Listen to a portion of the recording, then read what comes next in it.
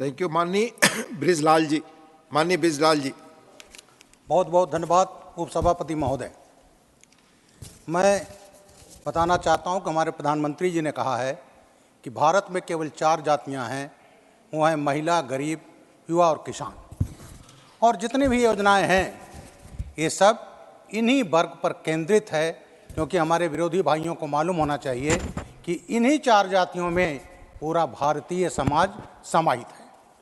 महोदय, मैं डिटेल में नहीं जाना चाहूँगा, ये कहना चाहूँगा चाहे पक्का मकान, शौचालय, नल से जल, उज्ज्वला गैस, 80 करोड़ लोगों को मुफ्त राशन, आयुष्मान भारत में 5 लाख की मेडिकल सहायता, जन औषधि केंद्र, किसान सम्मान निधि, LED बल्ब और अब छतों पर सौर ऊर्जा लगाने का जो चल रहा है प्रधानमंत्री जी का, उससे ये सबसे ज़्यादा अगर लाभान्वित हुआ है तो गरीब हुआ है, और उन गरीबों में सबसे ज़्यादा लाभान्वित हुआ है SC और ST, अनुसूचित जाति और जनजाति।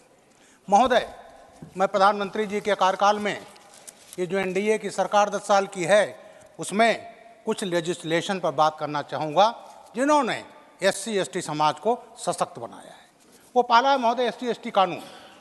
जब मोदी जी आए तो उन्होंने देखा कि कुछ खामियां हैं, तो 2015 में अमेंडमेंट शुरू हुआ और 1/1/16 को SC ST एक्ट को 25 धाराएं जोड़ी गई अलग से और उसको सशक्त बनाया गया। क्या था? देवदासी प्रथा को कानूनन अपराध बनाया गया। दलित बारात नहीं निकाल पाता था, रोका जाता था, उसको कानून बनाकर अपराध बनाया। बारात नहीं निकालने दिया जाता था हमारा, उसको उन्होंने सशक्त बनाया। बहुत सी चीज़ें हैं और सबसे महत्वपूर्ण यह है कि अगर दलित की हत्या, बलात्कार, कैसे कई मामले थे जिसमें जहां 8.25 लाख की एक मुफ्त सहायता दी जाती है, वहां पीड़ित व्यक्ति के परिवार को 5,000 रुपया महीना पेंशन DA के साथ डियरनेस अलाउंस के साथ दी जाती है, मकान दिया जाता है, बच्चों को ग्रेजुएशन तक फ्री एजुकेशन दिया जाता है। ये सब अगर किया है तो मोदी जी की सरकार ने किया है, जिसने दलितों, आदिवासियों की दशा और दिशा बदल दी है। जब 2018 में एक सुप्रीम कोर्ट का निर्णय आया, SC ST एक्ट शिथिल हुआ, तो मोदी जी ने कोई देरी नहीं की, संविधान संशोधन लाए और उसको ला करके फिर इस कानून को सशक्त बनाया। क्योंकि हमारे विरोधी भाई लोग ऐसा प्रचारित कर रहे थे कि सुप्रीम कोर्ट का जजमेंट ना हो करके मोदी जी का जजमेंट हो, और इन्होंने कई जगह हिंसात्मक घटनाएं भी करवाईं। तो ये मैं कहना चाहता हूं महोदय कि ये ऐसा लेजिस्लेशन था जिसने दलितों को मजबूत बनाया। दूसरा लेजिस्लेशन महत्वपूर्ण जिससे दलित हित सीधा जुड़ा है, और वो है महोदय नागरिक संशोधन अधिनियम, जो 2019 में आया था। इसका जो लाभ है सीधा दलितों को मिला। इसमें जो नागरिकता दी गई, कौन को दी गई? अफगानिस्तान, पाकिस्तान, बांग्लादेश, इनसे जो प्रताड़ित होकर के हिंदू, सिख, पारसी, क्रिश्चियन ये सब आए। महोदय, सबसे ज़्यादा जो प्रताड़ित हुए थे वो दलित थे। मैं थोड़ा इतिहास में जानना चाहूँगा। जोगेंद्रनाथ मंडल जी दलित थे, बाबा साहब के सहयोगी थे।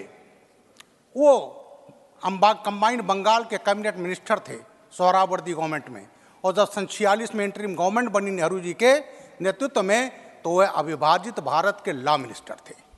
महोदय, उसके बाद जब देश विभाजित हुआ तो मंडल जी ने कहा कि हमारे दलित पाकिस्तान जो बन रहा है इस्लामिक देश, वहाँ सुरक्षित रहेंगे, और इनके वजह से जो दलित थे वो वहाँ रुक गए। लेकिन काफिर और कुफ्र की बुनियाद पर बड़ा इस्लामिक कंट्री, उसमें जो अत्याचार होना था हुआ, और सबसे ज़्यादा प्रताड़ित हुआ तो दलित हुआ, क्योंकि मंडल जी की वजह से रह गए थे। और देश का लॉ मिनिस्टर, जिन्ना ने उनको लॉ और लेबर मिनिस्टर बनाया था महोदय, वो वहाँ गए और 8 अक्टूबर सन 50 को इस्तीफा देकर भाग आए थे। और जब वो भाग आए तो दलितों में भगदड़ मची और उनको बसाया गया आसाम में, बंगाल में, उत्तर प्रदेश, बिहार में, और वो थे नमो शूद्र और मतुआ। महोदय, CA में जो नागरिकता मिली उसमें 70 से 75% दलित थे जिसको मोदी सरकार ने नागरिकता दी, और नागरिकता मिलने पर उनको जो तमाम सुविधाएं थी जिससे वो वंचित थे वो उनको मिला। ये काम नरेंद्र मोदी जी की सरकार ने किया। इसलिए उनको मैं बहुत बहुत बधाई देता हूं, साधुवाद देता हूं। इसने दलितों की दशा और दिशा बदल दी। और इसका विरोध कौन कर रहे थे? कांग्रेस, समाजवादी पार्टी, तृणमूल कांग्रेस, हिंसात्मक आंदोलन है महोदय, यहीं शाहीन बाग में। और यहाँ कांग्रेस के बड़े बड़े नेता जाकर हाजिरी देते थे। और किससे प्रायोजित था? पीएफआई, आतंकवादी संगठन। और वहाँ दलितों को भ्रमित किया जाता था। बाबा साहब के फोटो, संविधान, देश का तिरंगा और ले करके, और महोदय ये किया, विरोध किया। किसका विरोध किया? दलितों का विरोध किया, क्योंकि नागरिकता जो मिली 70 से 75% दलितों को मिली। उपसभापति महोदय, तीसरा जो सबसे महत्वपूर्ण लेजिस्लेशन हुआ वो हुआ आर्टिकल 370 को हटाना। आर्टिकल 370 को जब था तो वहाँ पर दलितों को कोई सुविधा नहीं मिलती थी, आरक्षण नहीं मिलता था, क्योंकि जो कानून बनता तो उसमें कहा जाता था जम्मू कश्मीर को छोड़कर।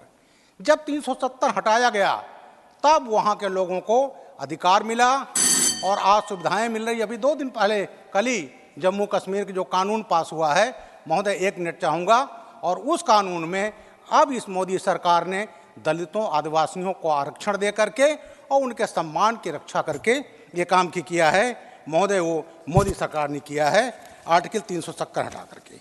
तो ये मैं कहना चाहता हूँ कि इस सरकार में तमाम लेजिस्लेशन हुए, कई हुए, और उसने दलितों की दशा और दिशा बदल दी, जिसका हमारी विरोधी पार्टियां उसका हमेशा विरोध कर रही थीं, दलितों का विरोध कर रही थी। बाबा साहब को सम्मान मोदी सरकार ने दिया, पंचतीर्थ मोदी सरकार ने दिया। बाबा साहब को भारत रत्न से वंचित कर रही थी कांग्रेस सरकार, उसको बीजेपी के इंटरवेंशन के कारण मिला।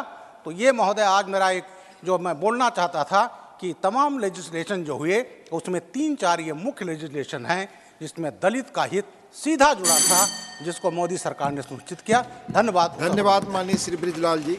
माननीय श्री रामदास अठावले।